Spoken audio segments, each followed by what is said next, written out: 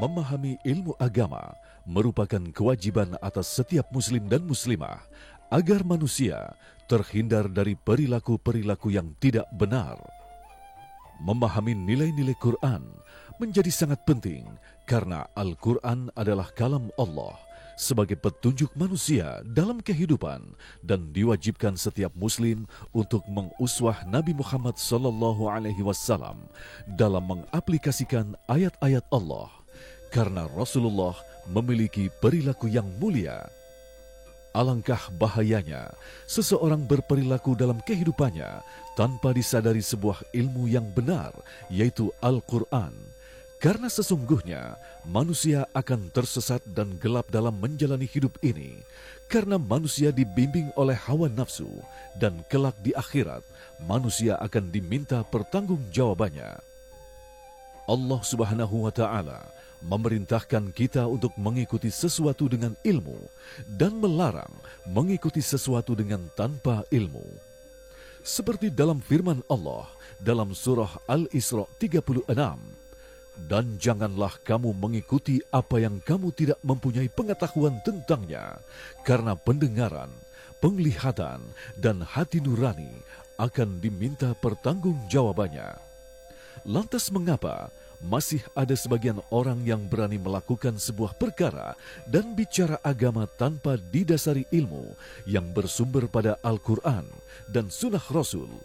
Bagaimana dampak dan hukumnya? Saksikan pembahasannya sesaat lagi di Damai Indonesiaku.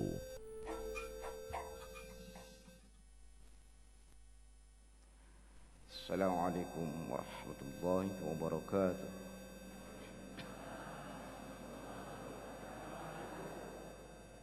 أعوذ بالله من الشيطان الرجيم.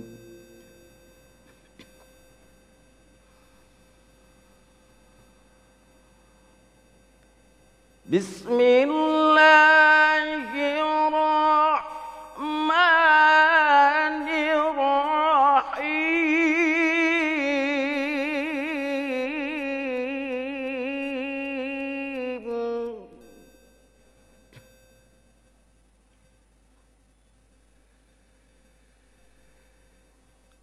ولا تقف ما ليس لك به علم إن السمع والبصر والفؤاد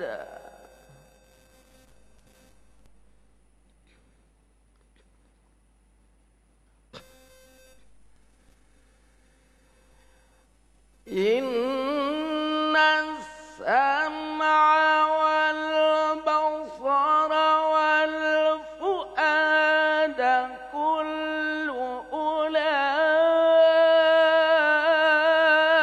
أولئك كان عنه مسؤولا.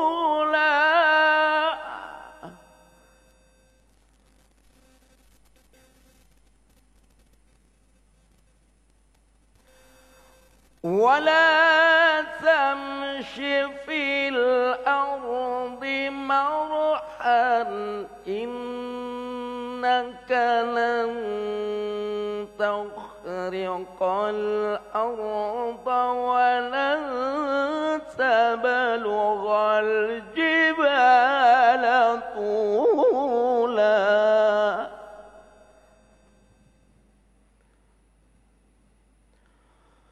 كل ذلك كان سيئه عند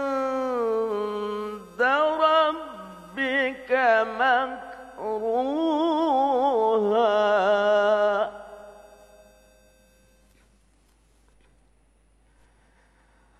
ذلك مما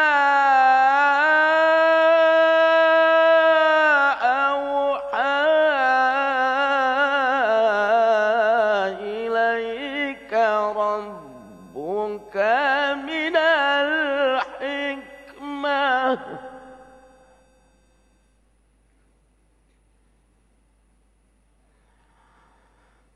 ولا تجعل مع الله إلها آخر فتلقى في جهنم ملوما مدحورا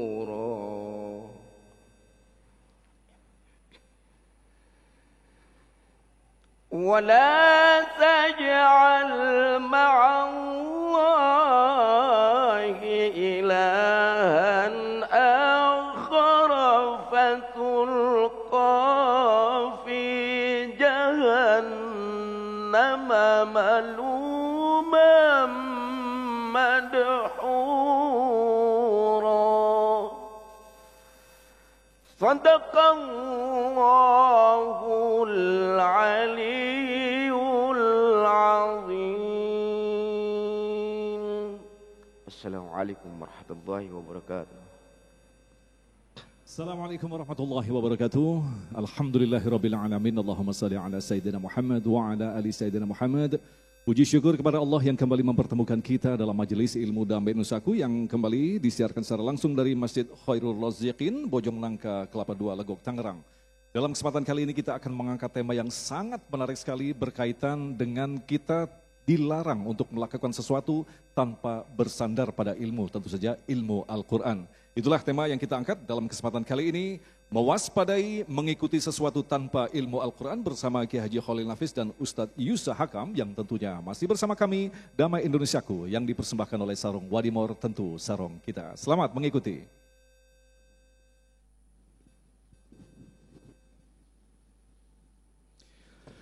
Assalamualaikum warahmatullahi wabarakatuh.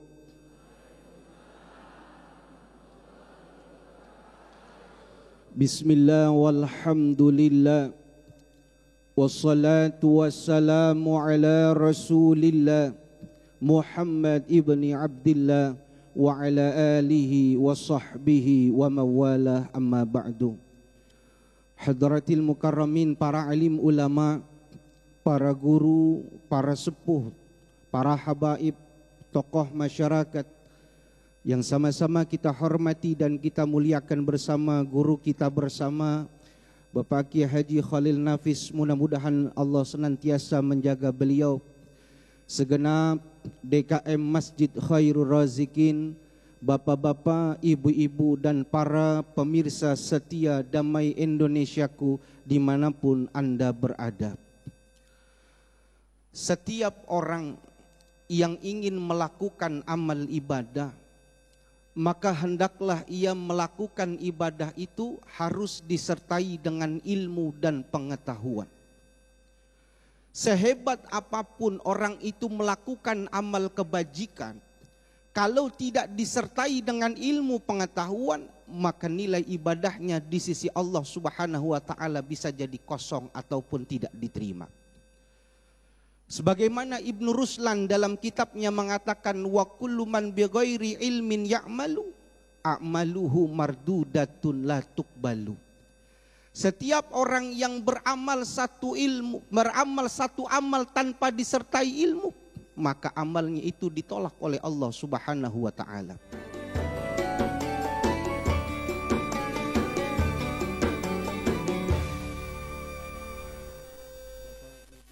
Saya mohon maaf tadi ada kesalahan teknis. Baik, kita lanjutkan. Orang kalau mau beramal harus menggunakan ilmu. Kalau dia beramal tanpa adanya ilmu, maka amal ibadahnya ditolak oleh Allah Subhanahu wa taala. Tadi saya tanya, ibu sholat itu bagus atau tidak? Bagus atau tidak, Bapak? Bagus. Tapi sarungnya, mukenanya boleh nyolong. Kira-kira sholatnya diterima atau enggak sama Allah? Kalau kacamata fikih lihat syaratnya bisa jadi sah-sah saja, tapi masalah diterima masih perlu dipertanyakan. Karena ada satu ungkapannya mengatakan, manishtaro thauban bi asyrati darahima wa fihi dirhamun haramun lam yakbalulahu sholata madamma alaih. Siapa orang yang beli satu pakaian yang harganya 10 dirham, tapi ada pada 1 dirham itu 1 dirham saja yang haram, bukan yang halal, dia pakai melakukan ibadah sholat dan lain sebagainya, maka tidak diterima ibadah tersebut karena tercampur oleh sesuatu yang haram. Jadi harus bersih, harus murni semua di dalam melakukan ibadah. Oleh karena itu belajar kita wajib kita mencari ilmu. Dari mana kita mendapatkan ilmu? Dari guru. Guru yang bagaimana yang perlu kita ambil ilmunya? Guru yang berpegang teguh dan tidak bertentangan ilmu dan amalnya daripada Al-Quran, sunnah dan pendapat para ulama. Halo? Halo? Guru yang berpegang teguh Al-Quran, sunnah dan pendapat ulama. Kalau ada guru yang bertentangan dengan Al-Quran, bertentangan dengan sunnah, menyalahi kesepakatan ulama, kata Imam Habib Abdullah Alawi Al-Haddad, wa in tara fil hawa, sekalipun guru itu bisa terbang di langit, wa masya fil ma, bisa berjalan di atas air, wa kharaqat lahul adah, bisa memberikan sesuatu yang bertentangan, sesuatu yang mentakjubkan yang tidak bisa dilakukan kebanyakan orang.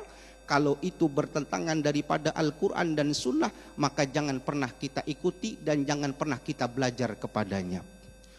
Nabi kita Muhammad SAW dalam satu hadis masyhurnya mengatakan, taraktu fikum amrai lan tadillu ma tamassaktum bihima kitaballah wa sunnata rasuli. Rasul mengatakan, aku tinggalkan kepada kalian 2 kitab pusaka, 2 perkara yang apabila kalian berpegang teguh dengan keduanya, pastilah kalian tidak akan pernah tersesat selama-lamanya. Apa? Al-Quran dan Sunnah.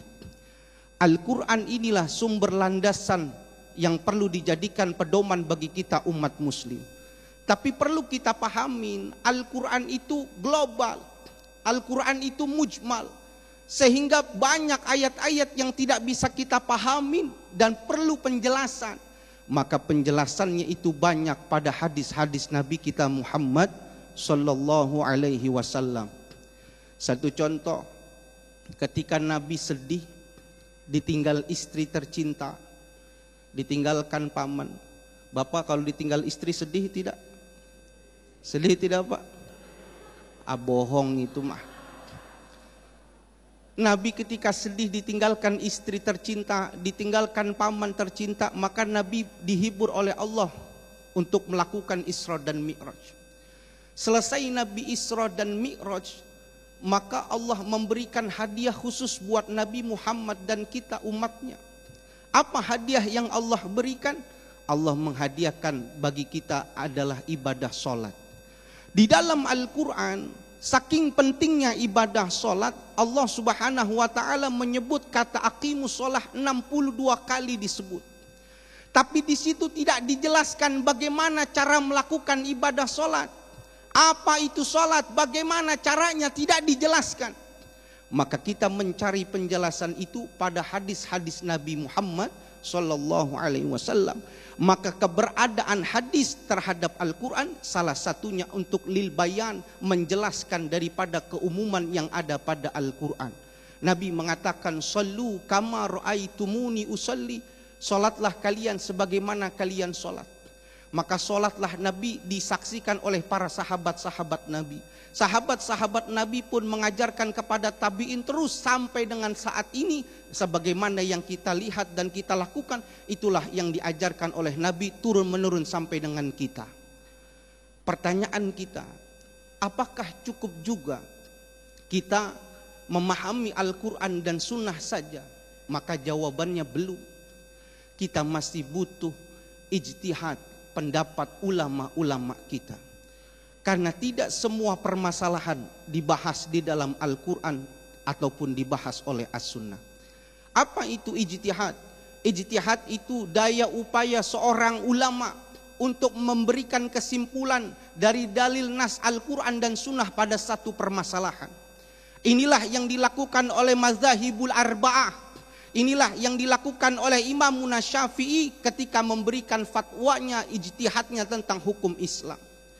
Ijtihad ini bukan sesuatu yang baru. Ijtihad ini bukan produk baru, tapi sudah ada jauh pada masa baginda Nabi besar Muhammad sallallahu alaihi wasallam. Banyak hadis yang diceritakan untuk memperkuat ijtihad ini. Ketika Nabi Muhammad sallallahu alaihi wasallam mengutus sahabat Muaz bin Jabal ke negeri Yaman, maka Nabi bertanya kepada sahabat Muaz, "Bima taqdi, wahai Muaz, dengan apa engkau memberikan fatwa, memberikan jawaban?" "Bima fi kitabillah," dengan apa-apa yang ada di dalam Al-Qur'an. "Fa ilam tajid fi kitabillah," bila tidak ada di dalam Quran, "bima qada bihi Rasulullah," dengan apa yang dikatakan oleh Rasulullah. Kalau tidak ketemu, ajtahidu bi ra'yi, aku berijtihad dengan pemikiranku. Oleh karena itu landasan kita Al-Quran, Sunnah, dan jangan pernah jauh berselisih dengan pendapat oleh ulama-ulama kita. Baik, terima kasih Ustadz Yusa, dan itulah tadi pemirsa yang dirahmati Allah, sangat jelas sekali bahwa makhluk manusia sebagai wakil Allah di muka bumi ini, diturunkan di muka bumi ini tidak untuk terombang-ambing dengan pikirannya sendiri. Manusia dibekali alat yang disebut dengan pikiran dan hati nurani, sekaligus buku petunjuk yang disebut dengan Al-Quran. Bahkan kita diberikan contoh yang amat sangat sempurna, yaitu Rasulullah SAW. Maka sangat jelas kita harus mencermati apa sesungguhnya bahaya melakukan sesuatu tanpa bersandar pada petunjuk Al-Quran. Itulah yang akan disampaikan oleh guru kita, Kiai Haji Khalil Nafis, selepas pesan-pesan berikut ini. Damai Indonesiaku.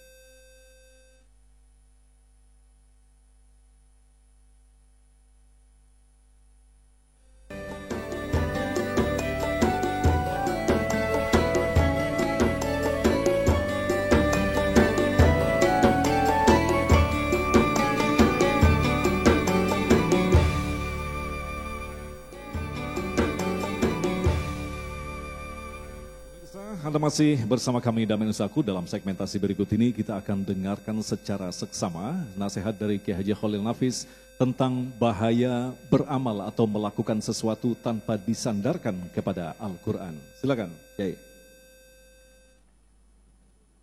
Assalamualaikum warahmatullahi wabarakatuh. Alhamdulillahi rabbil alamin. Wabihi nasta'inu ala umurid dunya waddin. Wassalatu wassalamu ala ashrafil anbiya'i wal mursalin Sayyidina Muhammad wa ala alihi wa ashabihi ajma'in. Subhanaka la ilma lana illa ma'allamtana innaka antal alimul hakim. Bapak ibu sekalian, jamaah masjid Khairul Razikin, pemirsa TV One rahimakumullah. Bapak ibu, kita tahu bahwa hidup ini ada pedoman. Pedomannya apa? Al-Quran dan Al-Hadis. Tidak cukup Al-Quran saja karena harus dijelaskan oleh. Tidak boleh hanya hadis saja tanpa adanya. Belajar ilmu agama itu tidak boleh akal-akalan. Masuk akal. Kenapa? Karena akal lebih kecil daripada agama. Seringkali agama ini nggak masuk akal. Contoh bapak-bapak, kalau buang angin, dari mana keluarnya angin? Udah tahu, ibu yang jawab. Nanya ke bapak, ibu yang jawab. Tapi kalau wudhu yang dibasuh mana? Harusnya kan cebok. Kalau akal-akalan. Tapi karena ini ajarannya Allah melalui Rasulullah, kita ngikutin. Tidak boleh ibu bapak sembarangan. Kalau matematika bisa masuk akal. Kalau umpamanya ilmu sosial bisa kita rasakan. Tetapi ilmu agama harus jelas siapa gurunya. Ibnu Sirin mengingatkan pada kita. Ibnu Sirin ini adalah orang sahabat yang ahli mimpi. Ya, bagian dari tabi'in, mohon maaf bukan sahabat, dari tabi'in yang lahir pada tahun 33 Hijriah, wafat tahun 110 Hijriah. Ahli mimpi, mengriwayatkan hadis dari Abu Hurairah dan sahabat lainnya, memberitahu apa? al-ilmu dinin. Al-ilmu dinun. Ya. Fanzuru amman ta'khuduna dinakum. Ingat, ilmu itu agama. Maka kita harus hati-hati dari siapa kita ngambil agama. Jadi nggak cukup hanya pandai bicara, tidak cukup karena masuk akal, retorikanya bagus, tidak. Harus tahu dulu gurunya itu siapa, dulu belajar agamanya di mana. Yang perlu lagi, apakah dia mengamalkan terhadap ilmu. Kalau orang sudah dikenal pembohong di mata masyarakat, meskipun tak pernah bikin hadis maudhu, nggak pernah ngarang-ngarang soal agama, nggak usah belajar ke dia. Ada tata keramanya belajar agama itu. Kalau tidak, nanti kita akan ditanya oleh Allah Subhanahu wa ta'ala, dari mana kamu sholat, belajar dari mana? Tadi Ustaz Usha mengatakan ketika Allah menurunkan aqimus shalah, Nabi Muhammad itu adalah Isra dan Mi'raj, langsung sallu kama ra'aitumuni usolli. Langsung melihat Rasulullah. Ini pentingnya kita ini berguru dan pentingnya kita berilmu dan berteman dengan orang yang punya ilmu. Suatu saat, kenal Abu Thalib? Siapa Abu Thalib? Paman Nabi. Kalau kakeknya? Abdul Muthalib. Alhamdulillah. Suatu saat Abu Thalib ini kan yang mengasuh Rasulullah. Setelah dari kakeknya Abdul Muthalib diasuh oleh Abu Thalib. Oh sayang, dia penyanggah Rasulullah. Dia yang juga membackup Rasulullah. Pada akhir hayatnya Rasulullah datang kepada Abu Thalib. Di hampir naza itu Rasulullah ingin pamannya ini masuk surga. Apa yang dilakukan oleh Rasulullah? Ya ammi qul la ilaha illallah. Wahai pamanku, sebutkan, ucapkan wahai pamanku, la ilaha illallah, tidak ada Tuhan selain Allah. Kalimatan asyhadu biha indallah. Ini kalimat yang nanti menjadi password saya, menjadi senjata saya, menjadi saksi saya, nanti akan mempertanggungjawabkan di hadapan Allah. Tapi apa katanya? Di sebelahnya dari Abu Thalib ada Abu Jahal dan Abdullah bin Umayyah al-Mughirah. Atarghabu am millati Abdul Muthalib ya Abu Thalib. Katanya Abu Jahal, Abu Thalib, apakah kamu sudah benci pada agamanya yang diikuti oleh Abdul Muthalib? Bapak-bapak kita. Diulangi oleh Rasul, ya ammi qul la ilaha illallah. Wahai paman, sebutkan la ilaha illallah. Berulang kali Abu Jahal dan Abdullah bin Umayyah al-Mughirah mengatakan, ya abad atarghabu am millati Abdul Muthalib. Apakah engkau sudah benci, sudah enggak suka dengan agama-agama para pendahulunya Abdul Muthalib? Apa akhirnya sampai ia nazak dan wafat. Kemudian Rasulullah mengatakan, wallahil astaghfirannaka hatta malam unha angka. Saya akan terus mintakan ampun kepada Allah selama saya belum dilarang. Kemudian surat At-Taubah turun 113 itu. Maka nalil nabi walladzina amun ayyastaghfiru lil musyrikina. Tidak boleh Nabi orang beriman minta maafkan kepada orang-orang yang sudah musyrik. Min ba'di ma tabayyana lahum min ashabil jahim. Setelah dia jelas adalah ahli neraka jahim. Ibu bapak sekalian, dari kisah ini memberikan contoh apa? Jangan sembarang kita ikut-ikut. Mulai dulu begini. Ini yang banyak sering berantem antara generasi muda sama generasi tua. Pengurus masjid kan yang muda-muda sering begini. Ini tiba-tiba ngubah ini. Mulai dulu paman-paman kita begitu, orang tua begitu, tiba-tiba mau ngubah ini. Banyak sekarang ini nggak mau berubah dengan hal yang baru. Kenapa? Karena dari dulu-dulunya begitu. Begitu juga seringkali kita mengatakan ini yang penting baru, mengubah yang lama tanpa patokan dari Al-Quran dan hadis. Apalagi kita sekarang ini informasi banjir. Agama kadang-kadang hanya belajar kepada Al-Mukarram Syekhuna Google. Dan ustadznya ustadz YouTube. Tidak tahu siapa yang nulis, validitasnya, originalnya, bahkan pengertiannya pun gak paham. Dia hanya belajar dari Syekhuna Al-Mukarram, Profesor Dr. Google itu.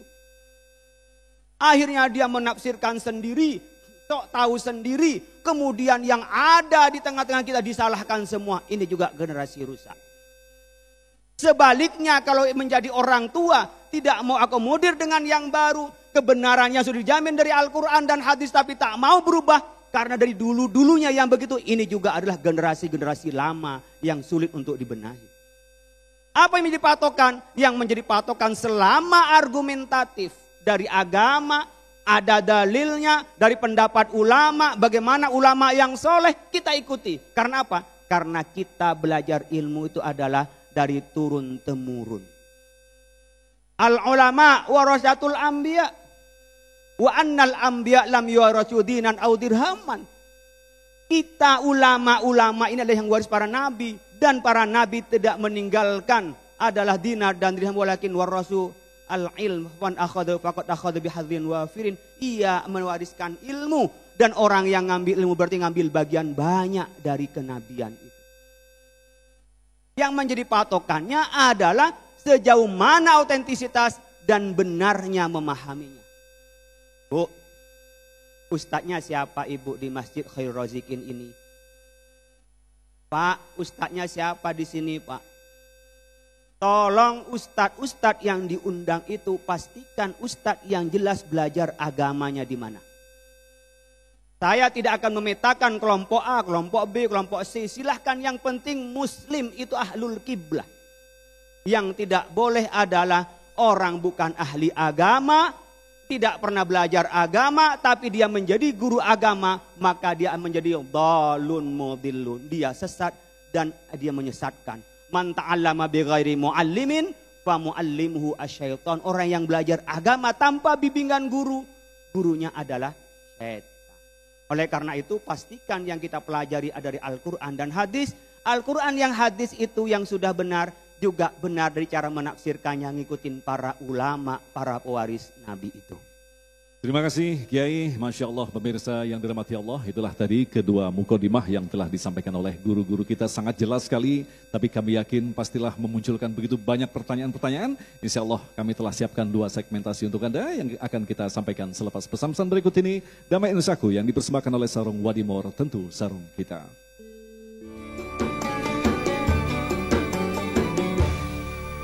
Terima kasih pemirsa, Anda masih bersama kami Damai Nusaku yang mengangkat tema sangat menarik sekali. Kita tentu saja dilarang untuk melakukan sesuatu tanpa bersandar kepada Al-Quran dan hadis. Dan tentu saja bersandar kepada sesuatu yang sangat luar biasa sekali akhlaknya, yaitu Rasulullah SAW. Insya Allah jawaban-jawaban yang akan disampaikan oleh guru-guru kita akan melengkapi pemahaman kita. Untuk itu kami persilakan yang pertama kepada Bapak Zainal yang akan dijawab oleh Ustadz Yusa. Bapak Zainal silakan. Sudah, mic-nya sudah nyala Pak. Cek. Assalamualaikum warahmatullahi wabarakatuh. Pak Kiai, nama saya Zainal Muttaqin, pengurus DKM Masjidul Khairul Razikin, Komplek Villa Rizki Ilhami. Izin bertanya kepada Pak Ustadz. Al-Quran dan Al-Hadis itu kan sebagai sumber utama dalam kehidupan kita. Allah memberikan petunjuk kepada hamba-hambanya yang dikehendaki. Pertanyaan saya, jika kita ingin selalu dalam bimbingan Allah Subhanahu wa Ta'ala, ingin dalam petunjuknya di dalam kebaikan, ingin selalu istiqomah dalam kita melaksanakan ibadah kepadanya, kira-kira kiat-kiatnya apa yang harus kita lakukan? Demikian pertanyaan Pak Ustadz. Assalamualaikum warahmatullahi wabarakatuh. Waalaikumsalam warahmatullahi wabarakatuh. Silakan Ustadz Yusa. Baik. Pedoman hidup kita, Al-Quran dan Sunnah, itu harus kita pegang sampai kita meninggal dunia. Jangan pernah jauh dari Al-Quran. Kenapa orang bisa sakit hati? Kenapa orang bisa merasakan sesuatu yang tidak enak pada dirinya? Karena dia sebab jauh daripada Al-Quran. Al-Quran itu hudan wa bainatim minal huda wal furqan. Sebagai petunjuk kita. Kapanpun kita baca, dimanapun kita baca, Al-Quran itu akan membuat hati kita menjadi tenang. Alladzina tatma'u bidzikrillah ala bidzikrillahi tatma'innul qulub. Kalau orang yang berzikir menjadi tenang hatinya. Zikir apa yang paling kuat? Al-Quran. Kita jangan dengarkan orang yang mengatakan, buat apa membaca Al-Quran kalau kita tidak memahami artinya? Jangan diambil pusing, Pak. Al-Quran baca saja dulu, belajar saja dulu kita membaca Al-Quran. Ada pantas kita dengar sebuah kisah menarik, kita sering mendengar. Seorang kakek di akhir senjanya setiap pagi membaca Al-Quran, nikmat membaca Al-Quran. Selesai membaca Al-Quran, dia tutup mushafnya, dia cium, dia tenang hatinya.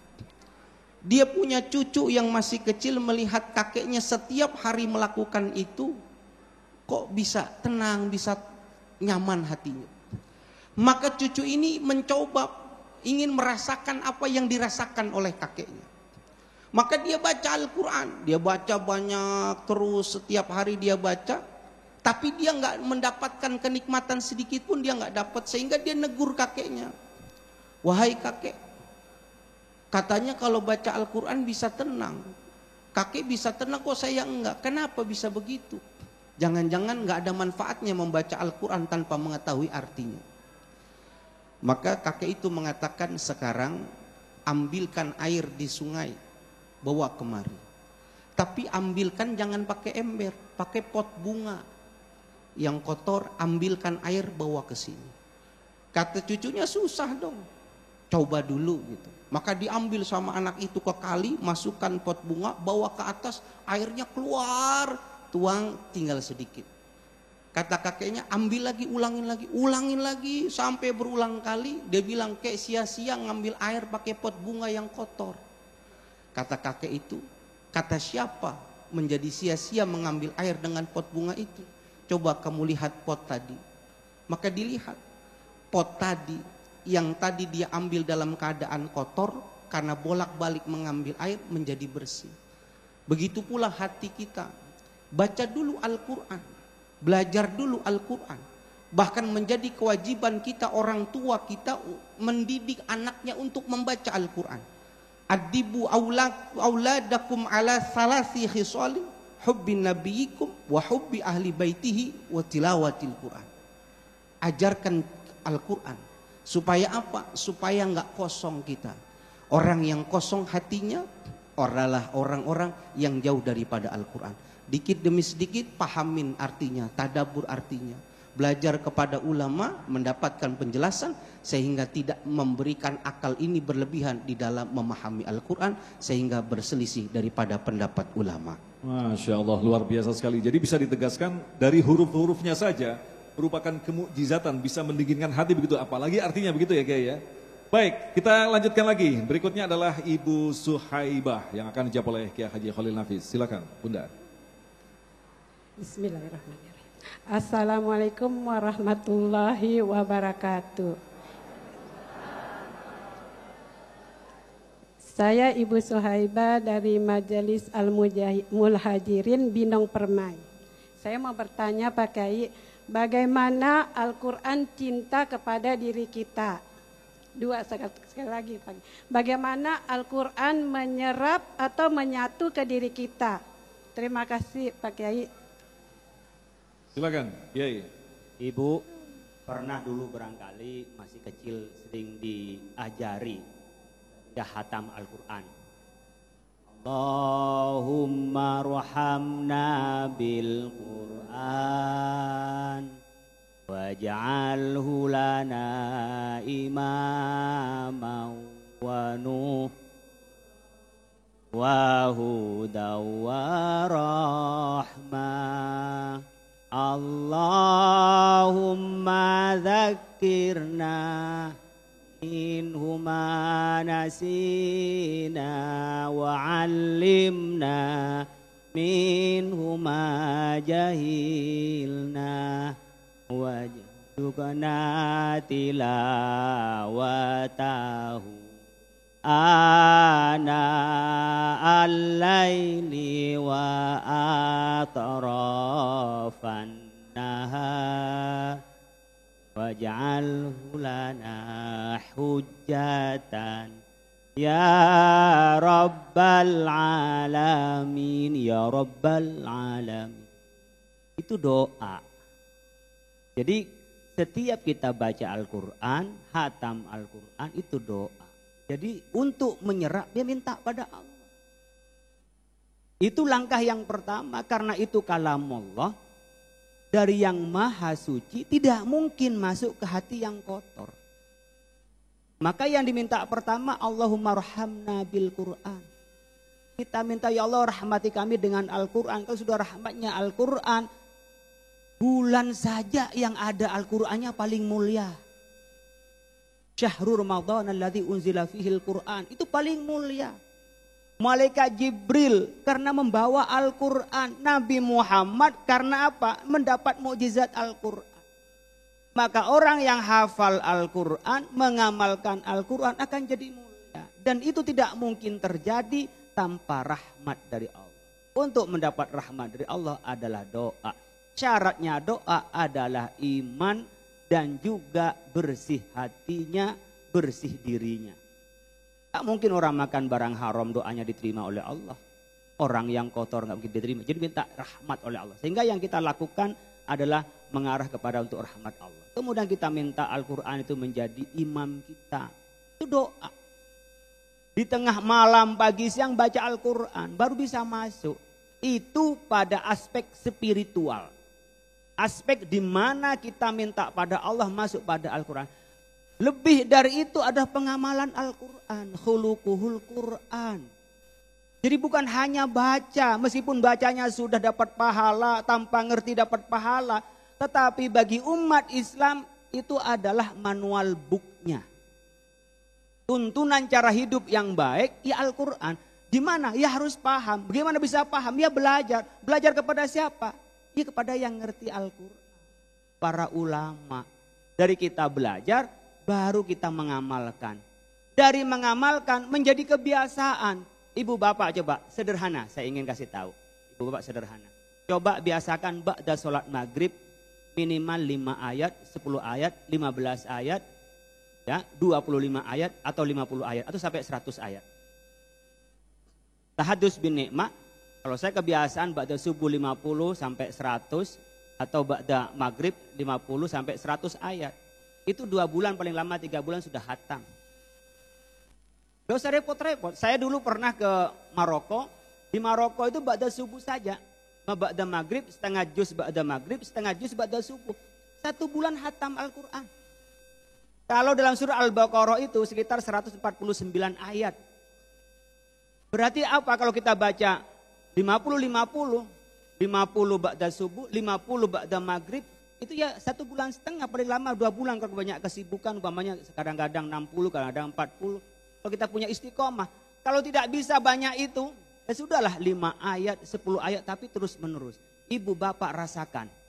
Maka berarti pada mau malam kita awali dengan Al-Quran, pas mau pagi diawali Al-Quran. Insya Allah hidupnya akan inherent, akan meresap, akan masuk kepada diri kita Al-Quran itu. Kemudian sambil tadabbur maknanya. Ya 5 menit kalau nggak bisa ngerti dengan tafsirnya, ya cukup saja baca terjemahannya. Kalau ibu bapak sekarang sudah bisa baca bahasa Arabnya, sekarang banyak aplikasi itu langsung ada tafsirnya. Baca tafsirnya, 1 ayat aja. Untuk membiasakan kebiasaan para sahabat. Kalau para sahabat dulu setiap membaca ayat Al-Quran untuk tadabbur, dia tidak pindah pada ayat berikutnya sebelum ayat itu dia pahami. Itu dari para sahabat. Para ulama seperti Imam Syafi'i itu selalu menghatamkan Al-Quran. Qatadah itu 7 hari sekali hatam Al-Quran.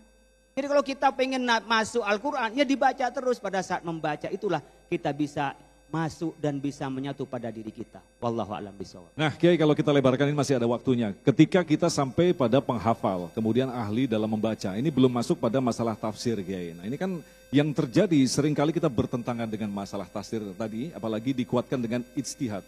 Untuk berpikir bersungguh-sungguh. Mohon maaf, ini contoh yang baru-baru saja terjadi. Rendang babi Kiai. Nah, ini perlu diangkat karena ada Kiai di sini. Ini kan artinya di lain sisi kita punya cara menafsirkan sendiri. Lantas bagaimana menempatkan Al-Quran sebagai penunjuk menghadapi masalah seperti ini Kiai? Ya babi haram bagi umat Islam. Ya, Nggak ada sertifikasi halal bagi babi ya. Jadi kalau sudah haram di dzatihi itu nggak ada. Soal nanti rendang-rendangnya babi masak di rumahnya mungkin ya. Tapi mungkin bagi orang Minang merasa nggak nyaman karena khasnya dicampur sama babi.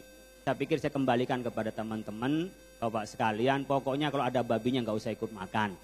Itu saja ya. Mau dijual di rumah, mau rumah teman, sudahlah. Silahkan mereka yang nggak haram silahkan makan. Nggak usah mencaci, tapi ajaran kita melarang untuk makan babi. Kemudian bagaimana tafsir Al-Qur'annya dan hadisnya? Karena itu sudah mansus. Ya, sudah nggak bisa darah, itu nggak bisa diapain lagi gitu. Yang di model apakah halal atau tidak itu apakah bercampur atau tidak gitu. Seperti halnya namanya daging sapi, apakah disembelih benar atau tidak. Kalau disembelihnya nggak benar, ya jadi bangkai, nggak bisa diapain lagi. Tapi cara nyembelih bagaimana yang benar itu yang perlu halalnya. Kemudian ketika kita umpamanya masakan-masakan ada campurannya nggak dengan babinya atau nanti penggorengannya satu penggorengan kan udah nyampur, itu yang dilakukannya. Nah, penerjemahan agama itu adalah bagaimana dari Al-Quran dan hadisnya, bahkan Al-Quran ditafsirkan oleh Al-Quran, hadis bisa ditafsirkan melalui hadis, diperjelas dengan hadis, kemudian pendapat ulama. Saya ingin memberikan dua kaidah di dalam menafsirkan agama. Ada namanya sihhatun nakli, ada yang namanya sihhatul fahmi. Sihhatun nakli itu artinya validitas original teksnya. Ini benar enggak? Atau dalam hadis itu ini sahih atau tidak? Ini mutawatir atau tidak? Berkenaan dengan kuantitas orang yang meriwayatkan, ada mutawatir, ya, ada yang namanya itu masyhur, ada ahad. Diriwayatkan oleh orang banyak yang enggak mungkin sepakat untuk bohong. Yastahil tawatuh malal kadhib, itu namanya mutawatir. Diriwayatkan oleh 10 orang ke bawah, itu namanya hadis masyhur. Diriwayatkan seorang namanya ahad. Ketika validitasnya, kualitasnya bagus namanya hadis sahih. Orangnya penghafalannya bagus, orangnya soleh, dikenal baik.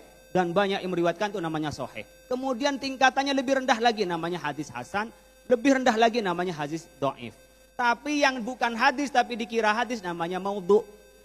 Nah, ibu bapak sekalian, ini namanya sihhatun nakli. Validitas dalam menukil. Ini benar enggak? Kalau ini dari Ibnu Sirin, baca bukunya. Oh, saya bacanya dalam kitab Risalatu Ahli Sunnah wal Jamaah yang dikutip oleh Ki Hasyim Asy'ari, menerangkan tentang bahwa luzumul ihtiyat bi akhdil ilmi. Saya membaca di situ, saya sampaikan di tempat ini. Kemudian Bapak Ibu sekalian, setelah kita baca yang benar ini namanya sihhatun nakli, ada namanya sihhatul fahmi. Cara paham yang benar. Lafadznya sama, tapi menurut saya itu beda dengan yang Anda sebut. Antara ulama bisa berbeda, ini pahamnya apa? Ketika mengatakan berkenaan dengan umpamanya shollu kama ra'aitumuni usolli, salat seperti salat yang seperti saya salat. Ada yang melihat Rasulullah itu ketika tasyahud, asyhadu alla ilaha illallah, itu mazhab Syafi'i. Illallah, kenapa? Di sini ada urat yang nyambung ke hati, mudah memberikan khusyuk, kemudian menunjukkan Allah adalah wahid. Tapi katanya Imam Malik dari awal, tahiyatul mubarakatus. Ngelihat Nabi Muhammad begitu dari awal. Yang enggak boleh adalah at-tahiyatul mubarakatus. Karena Nabi enggak pernah lakukan itu gitu loh. Nah, dua-duanya Pak, apakah bagaimana Pak? Boleh begitu Pak? Ya silahkan. Mau yang sekali begitu silahkan. Kita enggak usah ribut soal tahiyat begini dan tahiyat begitu. Yang penting enggak begitu-begitu. Baik. Enggak apa-apa. Yang enggak boleh adalah sudah tidak sholat berantem lagi. Nah, ini.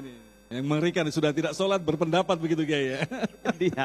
Baik, terima kasih Kiai, luar biasa sekali. Memang intinya kita harus memiliki sandaran dalam melakukan segala sesuatu karena dalam agama ini tidak mungkin kita mengatakan ini menurut saya, tetapi yang jelas ini menurut Rasulullah SAW. Kita akan lanjutkan lagi selepas pesan-pesan berikut ini. Damai Indonesia.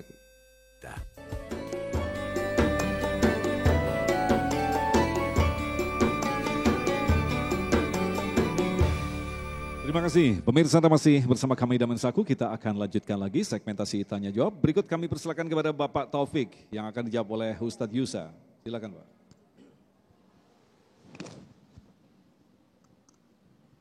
Baik. Assalamualaikum warahmatullahi wabarakatuh. Perkenalkan, nama Taufik. Alhamdulillah diberi kesempatan untuk memberikan pertanyaan untuk pada kesempatan kali ini.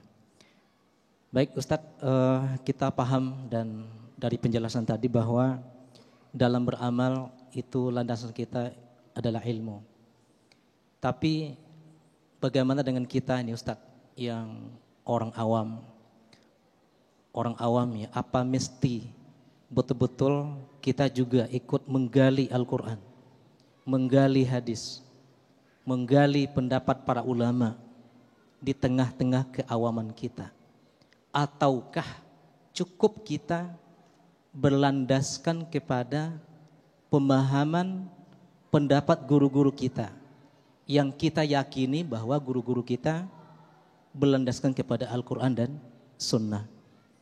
Yang kedua Ustadz, bahwa tadi Ustadz menyampaikan bahwa Al-Quran dan Sunnah, Al-Quran ada penjelasan dari Sunnah, dan Sunnah adalah penjelasan dari, butuh penjelasan dari Al-Quranul Karim. Dan kedua-duanya juga butuh ada ijtihad dari para ulama. Dan kita yang orang awam ini, gitu kan? Bagaimana kita menyikapi perbedaan-perbedaan di antara interpretasi para ulama tentang Al-Quran dan Sunnah. Dan kadangkala inilah yang menyebabkan di tengah-tengah masyarakat beda ustadznya, beda ulama, beda pendapat yang diambil, justru yang didapatkan bukan ukhuwahnya. Baik, terima kasih Pak Taufik. Terima kasih. Silakan Ustadz Yusa. Baik. Sebagaimana yang tadi disampaikan oleh guru kita, landasan awal kita yang dipegang teguh sama kita itu Al-Quran dan hadis. Ini yang harus kita pegang. Ini yang menjadi pondasi buat kita genggam pakai gigi geraham kita sampai mati. Tapi sekali lagi kita tidak bisa memahami secara sempurna. Memang salah satu fungsi dari hadis itu al-bayan, penjelas daripada Al-Quran itu sendiri. Tapi Nabi saja masih diberikan jawami'ul kalim. Satu ungkapan Nabi yang singkat maknanya banyak, sehingga butuh interpretasi daripada ulama. Salah satunya kita orang Indonesia itu bermazhab Imam Syafi'i. Kita kalau melihat hadis Nabi, mengumpulkan hadis-hadis Nabi, bagaimana tata cara sholat Nabi itu sukar. Sehingga ulama menolong kita menjadikan satu ijtihad bahwasanya dalam sholat minimal 17 sampai 19 komponen ini harus ada yang disebut dengan rukun sholat. Itu ulama mempermudah buat kita. Kita sampai botak, ibu, bapak sampai botak mencari dalam mazhab Imam Syafi'i sedalam ibadah itu harus tartib. Di mana dasarnya? Di Al-Quran tidak disebutkan. Dalam hadis tidak disebutkan. Di situ Imam Syafi'i berpikir bagaimana caranya. Maka ketika Nabi selesai ibadah umrah, Nabi pengen sa'i. Ketika setelah tawaf Nabi pengen sa'i. Dari mana Nabi mulai sa'i? Ayatnya mengatakan inna sofa wal marwata min syairillah. Maka Nabi mulai sa'i daripada sofa ke marwah, tidak boleh sebaliknya. Begitu pula gini. Ini yang lucu ini Kiai. Ada orang pergi ibadah haji. Ini karena nggak tahu tuntunan ilmunya, nggak tahu. Haji itu membludak. Mudah-mudahan Bapak Ibu yang belum pergi haji kita bisa pergi haji semua. Membludak gitu. Sedangkan WC-nya itu terbatas. Maka pengen dia sholat, dia lihat tempat wudunya sepi, WC-nya rame. Maka dia punya inisiatif gitu. Ah ya udah, kalau gitu saya wudu aja dulu, habis wudu baru kencing, kencing baru sholat. Kira-kira bener apa keblinger? Bener apa keblinger? Gak benar, pikir dia menjadi simpel. Wah ini inisiatif yang luar biasa. Lucunya bukan sendiri, ada temennya yang ngajak. Kenapa? Dia nggak paham. Jadi kita masih butuh pendapat ulama. Lalu bagaimana ulama satu dengan ulama itu berbeda pendapat? Ikhtilafi ummah rahmah. Itu kasih sayang buat kita. Ulama yang banyak tabahur bil ilm, ilmunya sudah banyak, itu lebih legowo biasanya. Kenapa? Banyak perbedaan-perbedaan pendapat itu yang semuanya tidak menyalahi aturan. Cuma kita saja yang terlalu pakemnya, terlalu keras mengkultuskan, sudah taklid, taklidnya taklid buta. Padahal gurunya yang diikuti tidak berpegangan dengan Al-Quran dan Sunnah. Ini yang bahaya kita. Oleh karena itu cari gurunya yang berpegang teguh, jelas sanadnya, jelas dari mana belajarnya, insya Allah kita bisa terhindar dari kesalahan beragama. Amin. Nah, mungkin sedikit bisa ditambahkan, lantas batasan fleksibilitas dalam mengikuti tadi pendapat para ulama itu harus seperti apa, Kiai? Ibu bapak, klasifikasi kita ada 3. Ada mujtahid, ada muttabi, ada muqallid. Seorang mujtahid itu seperti para imam mazhab, Imam Syafi'i, Maliki, Hambali, Imam Ahmad bin Hambal ya. Itu adalah mujtahid. Dia bisa menggali dari Al-Quran, hadis secara langsung. Ada namanya muttabi, tingkatan yang kedua. Kita ini ngikutin Imam Syafi'i tapi tahu dalilnya. Ibu bapak kalau menyentuh istrinya kira-kira batal wudunya atau tidak. Kata Imam Syafi'i itu batal.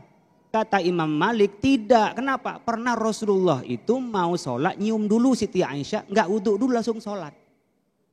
Nah tahu dalil begini ini namanya muttabi. Bukan sekedar batal, mana dalilnya kata kiai, itu namanya muqallid. Niru saja, nggak usah tahu dalilnya, pokoknya kata imam. Nah sekarang posisi yang mana kita Pak? Ya tergantung, bapak bisa ngaji nggak? Kalau bisa ngaji muttabi. Kalau namanya sudah profesor doktor, udah alim, bisa mujtahid. Tapi kadang-kadang ada mujtahid madhab. Hanya pada madhab tertentu dia pintar, dia mujtahid di bidang itu, bukan mujtahid mutlak. Nah minimal kita adalah muttabi itu di dalam hukum-hukum syariat Islam. Tapi dalam akidah, nggak boleh kita itu taklid. Harus tahu kepada Allah. Apa buktinya alam raya ini, iman pada Allah, jangan taklid, dia harus tahu. Dan itu bisa dijangkau oleh siapapun untuk keimanan kepada Allah. Gitu. Baik, selanjutnya kami persilakan dari santriwati Lilis. Secara singkat ya, biar penjelasannya lebih panjang lagi. Diturunkan. Assalamualaikum warahmatullahi wabarakatuh. Nama saya Lilis, saya dari Pondok Pesantren Al-Irsyad. Mohon maaf Pak Kiai, saya mau bertanya. Bagaimana hukumnya jika kita menghafal Al-Quran tapi hafalan kita hilang? Terima kasih. Hilang hafalan Al-Quran, Kiai. Ya, silakan Kiai. Ya jangan diilangin. Iya kan. Bapak Ibu sekalian, ini yang orang PTQ nanti Ustadz Yusya yang lebih banyak menjawab. Saya dulu nggak sampai hafal semuanya, hanya separuh. Mungkin beliau sudah hafid semuanya. Memang hafalan Al-Quran itu kalau yang saya rasakan tidak cukup hanya kecerdasan. Tetapi rahmat dari Allah. Jadi orang-orang yang hafal Quran itu bukan dari keluarga yang mewah-mewahan, yang hebat-hebatan, pengen anaknya hafal Quran, enggak juga bisa hafal Quran. Tapi kadang-kadang dari keluarga yang sederhana, menjaga ya halal haram dan syubhat, anaknya hafal Al-Quran. Bahkan bukan anak siapa-siapa, artinya bukan anaknya orang kiai pun bukan, tapi Allah memberikan hafal Al-Quran. Jadi hafal Quran itu adalah rahmat. Orang Maroko nyebutnya adalah hamalatul Quran. Karena dia membawa hamalah. Bukan hanya hifz tapi hamalah. Bagaimana Pak caranya memelihara? Ini juga saya nggak tahu. Ya, kecuali kita mendekatkan diri kepada Allah. Kemudian tentu murojaah. Maka orang-orang yang memelihara hafalan Quran. Ya dia memang mencurahkan hidupnya untuk menghafalkan Al-Quran. Sedikit maksiat udah hilang 5 ayat. Maksiat lagi hilang 10 ayat. Jadi memang Al-Quran ini Bapak Ibu sekalian membutuhkan kemurnian hati, kedekatan diri kepada Allah. Tapi kalau sudah berupaya Pak, semuanya sudah kita kerahkan, tapi juga lupa. Dosa apa enggak Pak? Insya Allah tidak, asalkan sudah kita bersungguh-sungguh. Karena Allah yang maha tahu. Tapi kalau niat melupakan tentu ya kita bagian orang yang meremehkan kepada Al-Quran. Masya Allah, terima kasih Kiai Khalil Nafis, Kiai Yusa Hakam yang telah memberikan ilmu yang sangat luar biasa sekali. Setidaknya kita tidak pernah lepas dari majelis ilmu karena disinilah tempat kita mampu menyelamatkan diri dari sekian banyak ujian yang ada di depan kita. Ingatlah kita saat ini sedang hidup di era penuh fitnah. Maka siapa yang berpegang sangat kuat kepada tali Allah, dialah yang akan diselamatkan dari segala bentuk fitnah di hadapan kita. Tetaplah bersama kami, Damai Indonesiaku.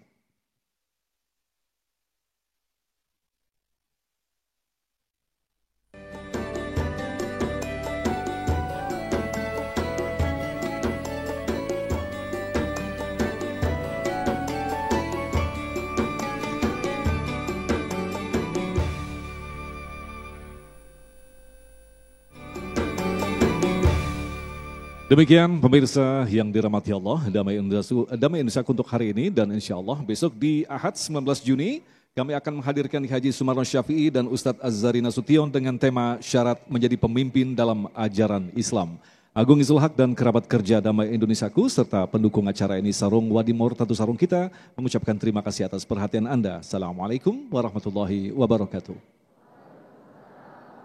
Nastaghfirullahaladzim, nastaghfirullahaladzim. Allahumma salli wa sallim ala Sayyidina Muhammad wa sallim. Ya Allah, ya Rahman, ya Rahim, ya Fattah, ya Razak, ya fa'alul lima yurid lakal hamdu kama yanbaghi li jalal jalal karim wa alimi sultanik. Allahumma inna nas'alukal huda wat tuqa wal afafa wal ghina. Allahumma inna nas'aluka ridhaka wal jannah wa na'udzubika min sakhatika wan nar. Allahumma innaka afuwun karim tuhibbul afwa ya karim. Rabbana atina fid dunya hasanah wa fil akhirati hasanah wa qina adzaban nar. Subhan rabbika rabbil izzati amma yasifun wa salamun alal mursalin walhamdulillahi rabbil alamin.